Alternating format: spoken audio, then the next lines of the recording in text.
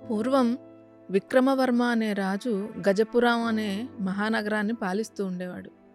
అతనికి మహా తెలివైనటువంటి ఒక మంత్రి కూడా ఉండేవాడు.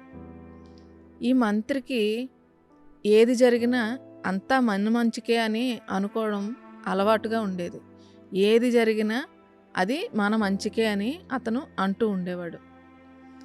ఇలా ఉండగా ఒకరోజు మహారాజు ఒక పండును కోస్తూ తన వేలు తెగి పడిపోతుంది. పడిపోయి అతను అమితంగా బాధపడుతూ ఉంటే పక్కనే ఉన్న మంత్రి, బాధపడకండి రాజా, ఏది జరిగినా మన మంచికే అని అంటాడు. ఆ మాట విన్న మహారాజుకి అమితమైన కోపం వచ్చి భటులను పిలిచి ఇతన్ని కారాగారంలో బంధించండి అని చెప్పి ఆజ్ఞాపిస్తాడు. అలా ఉండగా ఒకసారి రాజు వేటకు వెడతాడు. వేటకు వెళ్ళి అలా అరణ్యంలో చాలా లోపలికంటా వెళ్ళిపోతాడు. వెళ్ళిపోయినప్పుడు అతనికి అక్కడ ఉన్న ఒక గిరిజన తెగ వాళ్ళకి దొరికిపోతాడు. ఆ గిరిజన తెగవారు ఆ రోజు వారి యొక్క దేవతకి బలిచ్చే రోజు.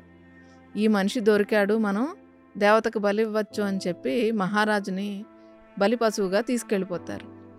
తీసుకెళ్ళిపోతే అక్కడున్న పూజారి బలిచ్చే సందర్భంలో ఆ మహారాజును పరీక్షించగా అతని చేతికి ఒక వేలు ఉండదు. అప్పుడు పూజారి, ఆపేయండి ఈ బలిని, ఇతనికి చేతికి వేలు లేదు, అంగవైకల్యంతో ఉన్నవాడిని మనం ఆ దేవతకు బలివ్వకూడదు, అలా బలిస్తే దేవతకు కోపం వస్తుంది అని చెప్పి ఇతన్ని విడిచిపెట్టేయండి అని చెప్పి ఆజ్ఞాపిస్తాడు.